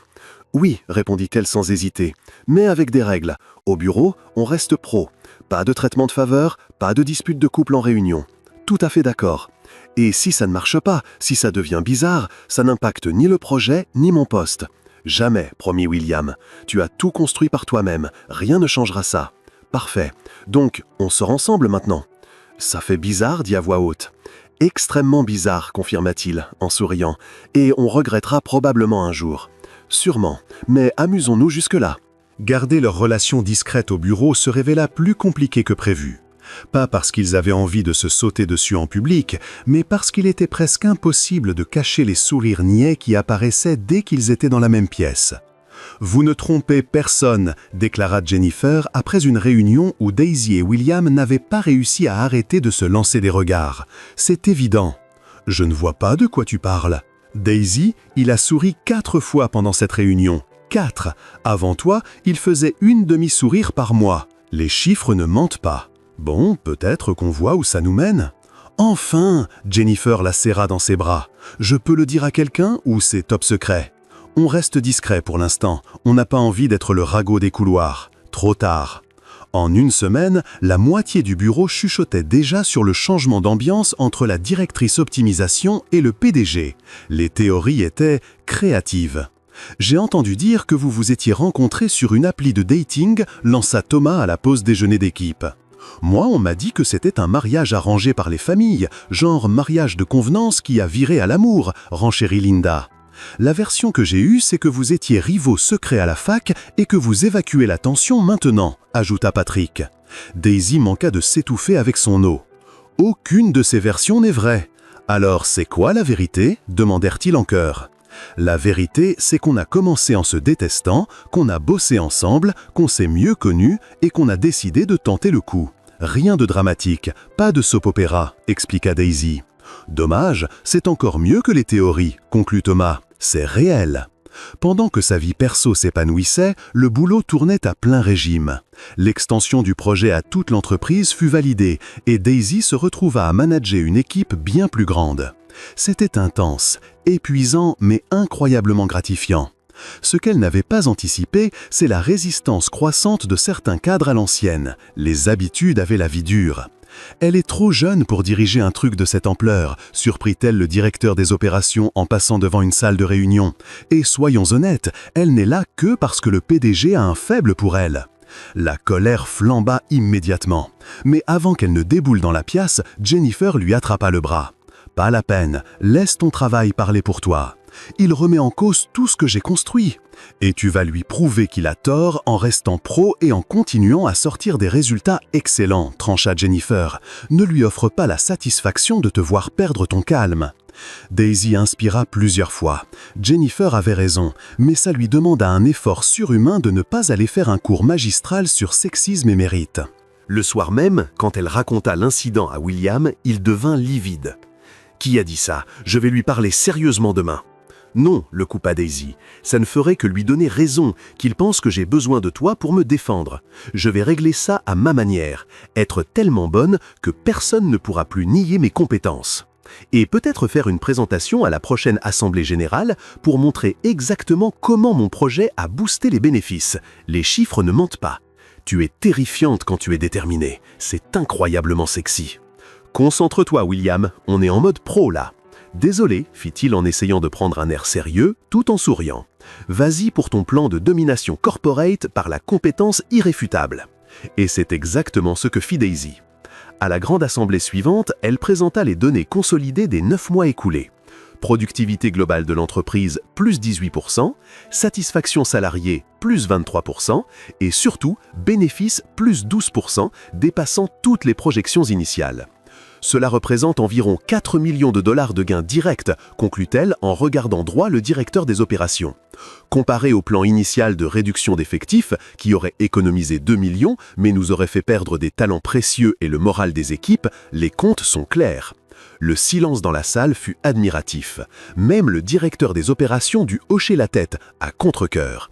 Après la réunion, Moretti la prit à part. « Daisy, j'ai une proposition. Nous envisageons de créer un nouveau département, direction des personnes et de la culture organisationnelle. Un poste inédit centré sur la croissance de l'entreprise sans jamais perdre de vue les gens de vue. On veut que ce soit toi. » Daisy resta sans voix une seconde. « Directrice, c'est un énorme saut. Je sais, mais tu as prouvé non seulement des compétences techniques, mais un vrai leadership et une vision stratégique. Le conseil a voté à l'unanimité. Et William, il était au courant? Il s'est abstenu pour éviter tout soupçon de conflit d'intérêt, expliqua Moretti. Mais entre nous, c'est lui qui a proposé ton nom en premier quand on a évoqué la création du poste. Daisy ne savait pas si elle devait rire ou pleurer. Moins d'1 an plus tôt, elle faisait le ménage. Aujourd'hui, on lui proposait de rejoindre le comité de direction. « J'accepte, dit-elle, la voix ferme malgré l'émotion, et je serai à la hauteur de votre confiance. » On n'en a jamais douté. En sortant, elle trouva William qui l'attendait dans le couloir. Alors, Moretti voulait quoi? Il m'a proposé un poste de directrice. Directrice? Toi? Et tu as accepté? Évidemment. William la serra dans ses bras, là en plein couloir, oubliant totalement le professionnalisme qu'il s'était juré de respecter au bureau. « Je suis tellement fier de toi, même si maintenant on est techniquement au même niveau, ce qui complique encore plus notre situation. » Toujours compliqué, rit Daisy contre son torse, mais cette fois dans le bon sens du terme. Et tandis qu'ils se séparaient avant que quelqu'un ne les surprenne, tous les deux savaient qu'ils construisaient quelque chose de rare. Pas seulement une histoire d'amour, mais un vrai partenariat basé sur le respect, l'admiration mutuelle et une impressionnante capacité à s'agacer de façon toujours plus créative. Les mois suivants furent un vrai tourbillon. Daisy prit ses fonctions de directrice avec la même énergie qu'elle avait mise dans tous ses projets précédents, mais l'échelle était bien plus grande.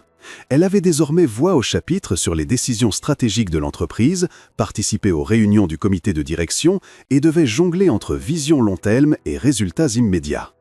Et bien sûr, elle devait toujours composer avec William, ce mélange fascinant de PDG brillant et d'homme têtu convaincu d'avoir toujours raison. On ne peut pas investir 300 000 $ dans un programme bien-être tout de suite, lança William lors d'une réunion du comité de direction. On a d'autres dépenses prioritaires.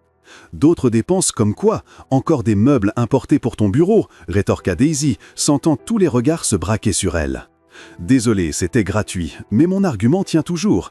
Investir dans le bien-être des salariés, ce n'est pas du luxe, c'est une stratégie de rétention des talents. On a des données pour étayer ça? Demanda le directeur financier. J'ai une présentation de 40 slides qui prouve exactement ça. Si vous voulez la voir, répondit Daisy, je peux la caler demain. William la fixa par-dessus la table, un mélange d'agacement et d'admiration dans les yeux. Programmez-la, on regardera les données avant de décider. Après la réunion, William la suivit jusqu'à son bureau. « Meubles importés, sérieusement ?» dit-il en refermant la porte. Coup bas, je l'admets, reconnut Daisy, en pivotant sur son fauteuil pour lui faire face. Mais tu étais encore impossible. J'essaie d'équilibrer les budgets, Daisy, ce n'est pas personnel. Tout est personnel quand ça concerne des gens, contra-t-elle. C'est la différence entre ta vision de l'entreprise et la mienne. Pour toi, ce sont des chiffres, pour moi, ce sont des vies qui dépendent des décisions qu'on prend dans cette salle. William soupira, passant la main dans ses cheveux dans ce geste de frustration que Daisy connaissait par cœur. « Tu as encore raison, c'est agaçant à quel point tu as souvent raison ces temps-ci. » « Pas toujours, seulement 90% du temps, sourit-elle. Je te laisse les 10% restants pour que ton ego ne souffre pas trop. » « Quelle générosité, répondit-il en s'approchant de son bureau. Dîner ce soir, je dois me faire pardonner d'avoir été impossible en réunion. Tu payes ? Évidemment, alors j'accepte, mais pas un mot de boulot, j'en ai marre des tableurs et des projections. Marché conclu. Leur relation avait trouvé un rythme étrange, mais qui fonctionnait. Au bureau, ils étaient des pros qui s'opposaient parfois avec passion sur la stratégie. En dehors, ils étaient un couple qui découvrait chaque jour de nouvelles facettes de l'autre. Daisy apprit que William avait un côté étonnamment sentimental. Il gardait de vieux tickets de cinéma et des photos jaunies dans une boîte qu'il ne montrait à personne. William découvrit que Daisy chantait sous la douche, toujours faux, et qu'elle avait une peur irrationnelle des clowns depuis l'enfance. « Sérieusement, des clowns » rit-il quand elle le lui avoua lors d'un dîner. « De tous les clowns ?» Ne te moque pas, c'est une peur légitime. Ils sont flippants avec leur maquillage et leurs énormes chaussures. Et le nez rouge, non merci. Je veillerai à ne jamais t'emmener au cirque. Excellente idée. Ajoute ça à la liste des choses qui font un couple sain. Mais ce n'était pas que dîner romantique et découvertes mignonnes. La pression au travail ne cessait de monter et commençait à peser lourd. Daisy bossait tard presque tous les soirs, ramenait du boulot le week-end et avait à peine le temps de respirer. « Tu vas cramer », l'avertit Jennifer en après-midi en la voyant avaler sa 3e tasse de café de la journée. « La dernière fois que tu as dormi 8 heures d'affilée, c'était quand ?»« Le sommeil, c'est pour les gens sans ambition », plaisanta Daisy. Mais la blague tomba à plat. « Ce n'est pas drôle, tu es pâle, tu as des cernes et hier je t'ai vu mettre du sel dans ton café au lieu du sucre. » J'expérimentais de nouveaux goûts. Daisy, je suis sérieuse. Je sais, posa-t-elle la tasse. Mais il se passe tellement de choses. Le déploiement de la nouvelle structure, les projets sociaux que je veux lancer, la résistance de certains vieux cadres. Si j'arrête, j'ai l'impression que tout va s'écrouler. Ou alors il faut juste que tu fasses plus confiance à ton équipe, que tu délègues. Tu sais, ces trucs que tu prêches tout le temps, mais que tu ne pratiques jamais. C'était vrai. Daisy était géniale pour parler d'esprit d'équipe et de partage des responsabilités, mais nulle pour l'appliquer à elle-même. La fille qui avait passé des années à tout faire seule parce que personne ne lui donnait sa chance ne savait plus demander de l'aide, même quand elle avait des gens sur qui compter. William le remarqua aussi. Une nuit où Daisy s'endormit sur son canapé entourée de documents, il rangea tout en silence et la couvrit d'un plaid. « Tu te tues au travail », lui dit-il le lendemain matin quand elle se réveilla en sursaut à 6 heures. « Bonjour à toi aussi », marmonna-t-elle en frottant ses yeux. « Quelle heure est-il » ? « L'heure qu'on parle de limites et de santé mentale. »« Ça a l'air fun, tu as du café ?»« Daisy, je suis sérieux, tu fais exactement ce que je faisais avant. Vouloir tout contrôler, porter tout le poids seul, ne jamais demander d'aide. Et regarde où ça m'a mené avant que tu débarques, seul, malheureux et à 2 doigts de couler l'entreprise. Mais je ne veux décevoir personne, j'ai tellement galéré pour arriver là. » « Et personne ne va te l'enlever juste parce que tu délègues quelques responsabilités, » répondit William en lui prenant la main. « Tu as monté une équipe incroyable, tu leur fais confiance. » « Bien sûr. Alors laisse-les t'aider. Être leader, ce n'est pas tout faire soi-même, c'est savoir quand demander du soutien. » C'était la même leçon que Daisy avait tenté d'inculquer à William des mois plus tôt. L'ironie ne lui échappa pas. « Tu utilises mes propres mots contre moi. »« J'ai appris auprès de la meilleure, » sourit-il. « Alors, tu suis le conseil ou tu continues à faire ta tête de mule ? » « Je peux faire ma tête de mule encore 5 minutes et ensuite suivre le conseil. » « Ça marche. » Le changement ne fut pas facile. Daisy dut se forcer consciemment à partager les projets, à faire confiance à son équipe et surtout accepter qu'elle n'avait plus rien à prouver à personne. Elle l'avait déjà fait et largement. « Comment tu te sens ?» demanda William quelques semaines plus tard, quand elle rentra du bureau à une heure décente pour la première fois depuis des mois. « Bizarrement détendue et un peu coupable de l'être », avoua Daisy. Mais Thomas pilote le projet d'intégration, Linda a pris les rapports trimestriels, Patrick gère le programme de mentorat, et tu sais quoi? Ils s'en sortent à merveille. Imagine un peu, des gens compétents qui font du bon boulot quand on leur donne leur chance. Pas besoin de me le faire remarquer que tu avais raison. Mais c'est tellement satisfaisant. William la serra dans ses bras. Et maintenant que tu as plus de temps libre, on peut enfin partir en week-end. Le week-end, Daisy avait complètement oublié. Ils en avaient parlé. Un long week-end quelque part, sans téléphone, sans internet, sans rien lié au boulot. Quand? Le mois prochain, j'ai déjà réservé un chalet en montagne. 3 jours de calme, nature et 0 discussion de stratégie corporate. Tu as réservé sans me demander? Je savais que si j'attendais que tu aies du temps pour en discuter, on serait encore là l'année prochaine, se défendit William. Mais je peux annuler si tu veux. Non, n'annule pas, le coupa Daisy. 3 jours en montagne, ça sonne parfait. Juste, y aura du Wi-Fi en cas d'urgence? Daisy. Ok, pas de Wi-Fi. Je peux le faire. Totalement capable de me déconnecter 3 jours. On parie $20 que tu ne tiendras pas la première journée. Pari tenu, prépare-toi à perdre. Spoiler, Daisy ne tint même pas la moitié de la première journée. Mais elle découvrit que le monde ne s'écroulait pas si elle ne checkait pas ses mails pendant quelques heures. En réalité, se déconnecter était exactement ce dont elle avait besoin. Entre randonnées, conversations aux chandelles quand le courant sautait et tentatives culinaires désastreuses mais hilarantes, Daisy et William retrouvèrent quelque chose qu'ils avaient tous les deux perdu dans la frénésie corporate. « Tu sais ce qui est drôle ?» dit Daisy le dernier soir, assise sur le porche sous les étoiles. « Il y a 1 an, je faisais ton ménage en pensant que tu étais l'être humain le plus arrogant que j'ai jamais rencontré. »« Je l'étais », admit William sans hésiter. « Tu m'as changé, Daisy. Tu m'as forcé à regarder en face ce que j'évitais. Tu m'as appris à vraiment diriger, pas juste gérer. Tu as retourné mon monde sens dessus-dessous, de la meilleure façon possible. J'espère bien, c'est la seule qui compte. » Et là, sous le ciel étoilé, loin des réunions, des tableurs et de la pression corporate, il n'était que Daisy et William. Pas une directrice et un PDG, juste 2 personnes qui avaient trouvé quelque chose de vrai au milieu du chaos. « Je t'aime », lâcha soudain William. Le cœur de Daisy manqua un battement. « Il t'en a fallu du temps pour le dire », répondit-elle en souriant. « Moi aussi je t'aime, même quand t'es impossible en réunion. Surtout quand je suis impossible en réunion.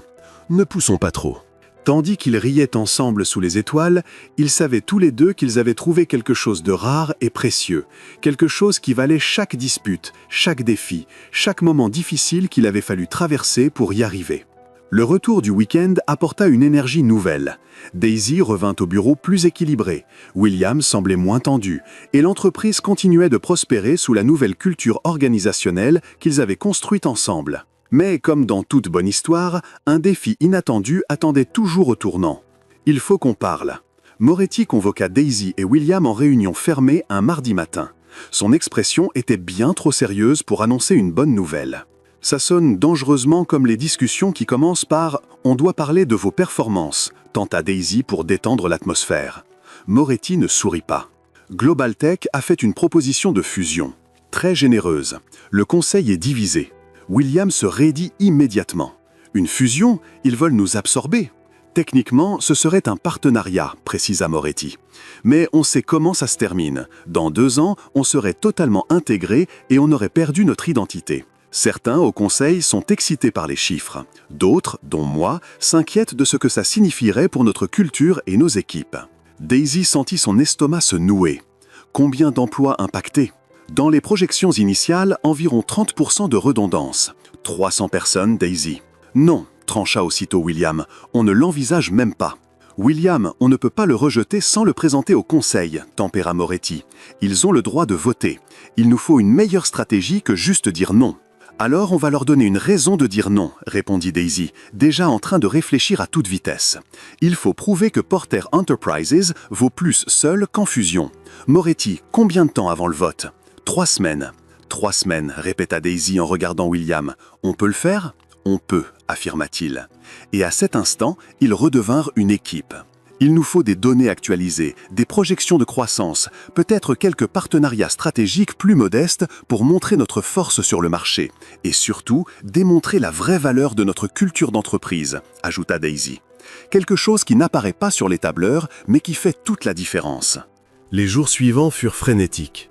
Daisy et William vécurent pratiquement au bureau pour monter une présentation complète qui mettait en avant non seulement les résultats financiers impressionnants de l'entreprise, mais surtout l'impact humain des changements qu'ils avaient mis en place. « Regarde ça », dit Daisy tard une nuit en lui montrant des données. « Depuis qu'on a lancé les nouveaux programmes, notre taux de rétention des talents est le plus élevé du secteur.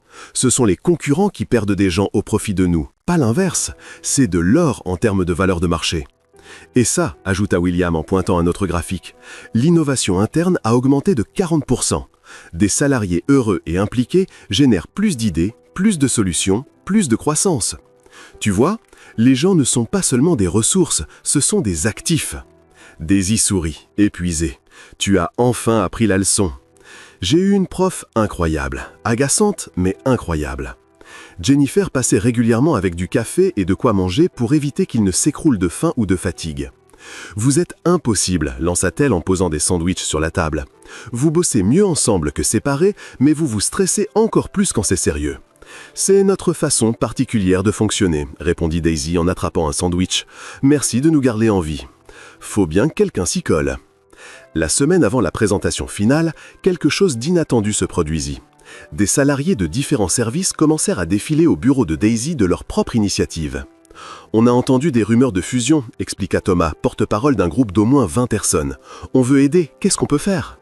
Daisy fait toucher. « Vous le faites déjà tous les jours, mais si vous voulez vraiment contribuer, pourquoi pas des témoignages, des histoires vraies sur l'impact des changements de l'entreprise dans vos vies ?» Ce qui suivit fut une vague de soutien qui surprit même les plus optimistes. Les salariés écrivirent des témoignages, certains tournèrent de courtes vidéos, d'autres montèrent des présentations sur les améliorations dans leurs services. Ce fut une démonstration puissante que l'entreprise n'était pas seulement William ou le conseil, c'était tous ces gens qui travaillaient ensemble. « C'est incroyable », dit William en parcourant le matériel reçu. « Je n'ai jamais vu ça. » « Voilà ce qui arrive quand on traite les gens comme des êtres humains et pas comme des chiffres, répondit doucement Daisy. Ils rendent l'appareil quand on a le plus besoin d'eux. La veille de la réunion décisive, Daisy et William étaient dans son bureau pour un ultime passage en revue de la présentation. « Tu crois que ça va marcher ?» demanda-t-elle, une rare pointe d'insécurité dans la voix. « Il le faut, répondit William, pas seulement pour les chiffres ou l'entreprise, pour tous ces gens qui nous ont fait confiance. Je ne peux pas les décevoir. » « On ne pas, corrigea Daisy avec un sourire. Tu as entendu? Pas je, on. Regarde qui est devenu un vrai leader d'équipe. Tais-toi, répondit-il, en souriant aussi. Le matin de la réunion décisive, le ciel était gris et menaçait de pleuvoir. Daisy enfila son tailleur le plus confiant. William était impeccable comme toujours. Ensemble, ils entrèrent dans la salle du conseil, prêts pour le plus gros combat de leur carrière. La présentation dura 2 heures. Daisy et William se relayèrent, chacun apportant sa vision unique. Données financières solides, projections de croissance durable, partenariats stratégiques déjà en négociation et surtout des histoires vraies de salariés dont la vie avait changé. Global Tech peut offrir de l'argent rapide, conclut Daisy. Mais nous construisons quelque chose qui vaut bien plus que du profit à court terme. Nous construisons de la loyauté, de l'innovation, une culture qui attire les meilleurs talents du marché et qu'aucune fusion ne pourra acheter. Le silence qui suivit fut tendu. Les membres du conseil échangèrent des regards, prirent des notes, chuchotèrent. Enfin, Moretti se leva.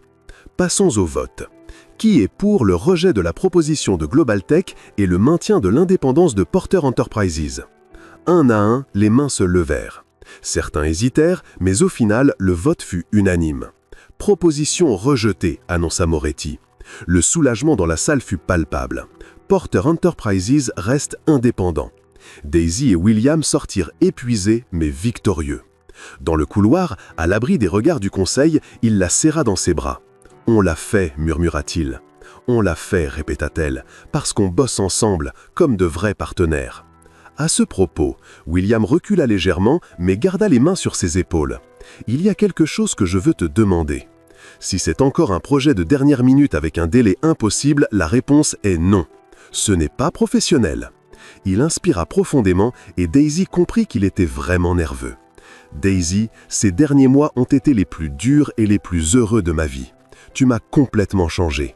Tu m'as rendu meilleur en tant qu'homme, en tant que leader, en tout. » « William, qu'est-ce que... » « Laisse-moi finir avant de perdre courage, l'interrompit-il avec un sourire nerveux. Je sais que c'est tôt, je sais qu'on a encore beaucoup devant nous, mais je sais aussi que je ne veux plus passer un seul jour de ma vie sans toi. » Il mit un genou à terre, là, en plein couloir de l'entreprise, et sortit une petite boîte de sa poche. « Daisy Stevens, veux-tu m'épouser ?» Daisy se figea complètement. De tout ce qu'elle avait imaginé pour cette journée, une demande en mariage n'en faisait pas partie. « Tu es complètement fou » fut la première chose qu'elle parvint à dire. « On sort à peine d'une réunion qui a décidé de l'avenir de l'entreprise. Je suis en sueur, tu es en sueur, mes cheveux sont en bataille. » Donc c'est non ? Évidemment que ce n'est pas non, espèce d'idiot. Daisy le releva. C'est oui, évidemment que c'est oui. Je pensais juste que tu choisirais un moment, je sais pas, plus romantique. Rien de plus romantique que de faire ma demande juste après qu'on a sauvé l'entreprise qui représente tout ce qu'on a construit ensemble, répondit William en glissant la bague à son doigt. Elle était parfaite, simple, élégante, exactement ce qu'elle aurait choisi. On forme une équipe, Daisy, au boulot et dans la vie, et je veux que ce soit officiel. Tant que tu acceptes que je continue à te contredire en réunion. Je n'attends rien d'autre. Et que je te ressorte le paiement en retard dès que tu prends la grosse tête. Tu ne me lâcheras jamais avec ces 5 000 $, hein? Jamais. Daisy rit, puis l'embrassa là, en plein couloir, sans plus se soucier du professionnalisme ou des apparences. Ils avaient commencé comme un patron arrogant et une femme de ménage rebelle, étaient devenus collègues rivaux, puis partenaires professionnels, et enfin quelque chose de bien plus profond. Et maintenant, un couple fiancé prêt à ouvrir un nouveau chapitre ensemble. La nouvelle de leur fiançailles se répandit dans l'entreprise plus vite qu'un ragot dans un groupe WhatsApp. Le lendemain matin, tout le bureau était au courant et Daisy pouvait à peine rejoindre son bureau sans être arrêtée par 10 personnes pour des félicitations. Jennifer la serra dans ses bras dès qu'elle la vit. « Je le savais depuis le premier déjeuner, vous finiriez ensemble. » « Toi et ton intuition flippante, rit Daisy en montrant la bague qui brillait à son doigt. « Mais merci de ne pas m'avoir laissé baisser les bras quand il était insupportable. » Oh, il l'est toujours. Il est juste devenu ton insupportable maintenant. Les mois suivants furent un tourbillon de préparatifs de mariage, de boulot intense et de la prise de conscience quotidienne que concilier vie perso et vie pro était un art qui demandait une pratique constante. « On ne peut pas se marier en juin, j'ai le congrès management », dit Daisy lors d'une session planning en feuilletant l'agenda. « Et en juillet, j'ai les réunions investisseurs internationaux », ajouta William. « Août, lancement du nouveau programme développement. Septembre, clôture trimestrielle. » Ils se regardèrent et éclatèrent de rire devant l'absurdité. « On est officiellement des workaholics », déclara Daisy. « On n'arrive même pas à caler notre propre mariage sans vérifier le calendrier corporate. »« Octobre », décida William. « On bloque tout le mois s'il le faut. L'entreprise survivra sans nous 2 semaines. »« 2 semaines, c'est ambitieux. »« Daisy, il faut que ce soit mémorable. » Et ainsi, un beau samedi d'octobre ensoleillé, Daisy Stevens et William Porter se marièrent dans une cérémonie élégante mais intime en plein air, entourés d'amis, de collègues et de quelques personnes qui avaient été témoins de leur parcours improbable depuis le début.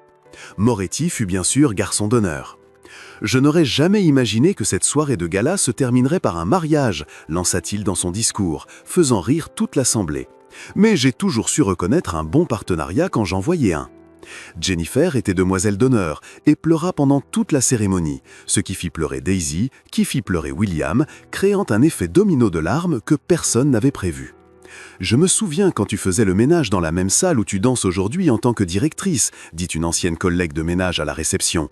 Ton histoire est vraiment inspirante. » « J'ai juste fait ce qu'il fallait, » répondit sincèrement Daisy. « J'ai étudié, bossé dur, et quand l'opportunité s'est présentée déguisée en proposition folle d'un millionnaire désespéré, je l'ai saisie. »« Eh, je t'ai entendu, » intervint William en apparaissant derrière elle. « Folle, c'était génial, stratégique, visionnaire. »« C'était désespéré, » corrigea Daisy avec un sourire. « Mais ça a marché, donc je te laisse ce mérite. » La fête dura tard dans la nuit, faite de discours émouvants, de danses maladroites et de cette joie sincère qui n'arrive que quand des gens qui tiennent vraiment les uns aux autres se réunissent pour célébrer quelque chose de spécial.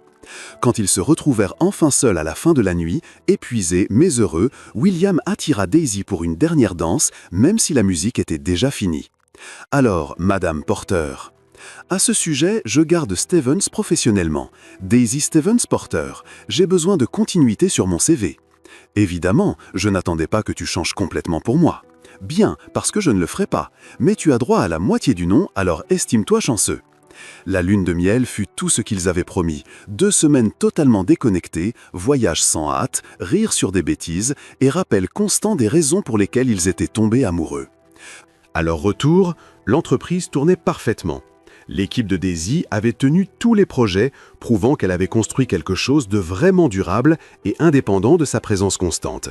« Tu sais ce que ça veut dire ?» dit Jennifer quand Daisy le lui fit remarquer. « Tu nous as tellement bien formés qu'on n'a plus besoin de toi. C'est un signe de leadership exceptionnel ou que je suis remplaçable. » « Je ne serai jamais remplaçable », plaisanta Daisy. « Mais c'est libérateur de ne plus avoir à être indispensable. » Cette phrase resta avec Daisy pendant des années. Porter Enterprises continua de croître, mais de façon durable et centrée sur l'humain. Des programmes sociaux furent lancés, des partenariats stratégiques noués, et l'entreprise devint connue non seulement pour ses résultats financiers, mais pour sa culture exceptionnelle. 3 ans après le mariage, Daisy était dans son bureau en train de relire des propositions quand William entra avec ce regard qu'elle connaissait trop bien. Il avait une idée. « Non !»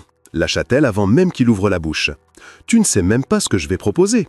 Je connais ce regard. C'est ton visage, j'ai une idée qui va demander énormément de boulot, mais qui en vaut totalement la peine. Donc, réponse préventive, non. Écoute-moi au moins. » Il s'assit sur le coin de son bureau. « Et si on créait une fondation dédiée à offrir des opportunités à des gens comme tu l'étais? Bourse, formation, mentorat. » Daisy arrêta ce qu'elle faisait et le regarda. « Tu es sérieux? » »« Complètement. Tu as changé ta vie en saisissant une seule opportunité. Imagine combien de personnes n'attendent que ça. » « Ce serait incroyable, » dit Daisy, la gorge serrée par l'émotion. « Et beaucoup de travail, le meilleur genre de travail. » C'est ainsi que naquit la fondation Stevens Porter, dédiée à dénicher des talents dans les endroits les plus inattendus et à leur donner les outils pour briller. Daisy interviewait personnellement les candidats, racontait son histoire et répétait que les seuls critères étaient l'envie d'apprendre et le courage d'essayer. « Vous avez déjà fait des ménages ?» demanda une jeune femme lors de la première promotion de boursier. « Oui, et il n'y a aucune honte à ça », répondit Daisy. « Le travail honnête est toujours digne. Mais si vous avez de plus grands rêves, si vous avez étudié et vous êtes préparé, ne laissez personne vous convaincre de rester immobile. Quand l'opportunité arrive, saisissez-la à deux mains. » 5 ans après ce fameux dîner de gala qui avait tout changé, Daisy et William étaient de retour dans la même salle de bal, mais cette fois pour la célébration annuelle de la fondation. Des dizaines d'anciens boursiers étaient présents, beaucoup occupaient désormais des postes importants dans diverses entreprises, certains avaient même créé la leur. « Tu te souviens de cette soirée ?» demanda William en regardant l'événement se dérouler. « Quand tu m'as traité comme un élément de décor et que j'ai brisé toutes tes règles, difficile d'oublier. La meilleure décision pourrie que j'ai jamais prise et la pire idée géniale à laquelle j'ai jamais dit oui. Tu crois qu'on arrêtera un jour de se contredire en réunion ?» William l'attira contre lui. « J'espère que non. C'est comme ça qu'on garde les choses intéressantes. » Alors à ça, leva-t-il sa coupe de champagne, à encore de nombreuses années de désaccords constructifs. « Et à continuer de construire l'impossible ensemble, » répondit Daisy en trinquant. Tandis qu'ils regardaient toutes ces success stories qu'ils avaient contribué à créer, dans l'entreprise comme via la fondation, Daisy pensa à quel point la vie pouvait être imprévisible. Il y a quelques années, elle faisait des ménages à 120 $ la journée. Aujourd'hui, elle était directrice, épouse, mentor et la preuve vivante que les opportunités peuvent surgir des endroits les plus improbables. Et William, l'homme qui voulait juste une compagne silencieuse pour un dîner, avait trouvé une partenaire qui le défiait sans cesse, le rendait meilleur et l'aimait tel qu'il était, défaut compris. « À quoi tu penses ?» demanda-t-il en remarquant son regard dans le vague. « Que si quelqu'un m'avait raconté cette histoire il y a 1 an, j'aurais dit que c'était trop absurde pour être vrai, » répondit Daisy. Une femme de ménage devient directrice, épouse le patron arrogant qui se transforme en homme extraordinaire, et ensemble, ils changent le fonctionnement d'une entreprise entière. Ça ressemble au scénario d'un mauvais film. Notre histoire n'est pas mauvaise, elle est inspirante. Chaotique, chaotiquement inspirante. Impossible, impossablement parfaite, corrigea William avant de l'embrasser au milieu de la fête sans se soucier de qui regardait. Et tandis que la musique jouait et que les gens fêtaient autour d'eux, Daisy Stevens Porter sut avec une certitude absolue que son histoire, aussi improbable soit-elle, était réelle, vraie et entièrement la sienne. De femme de ménage temporaire à directrice, de compagne silencieuse à voix qui a tout changé, d'ennemi juré à partenaire inséparable.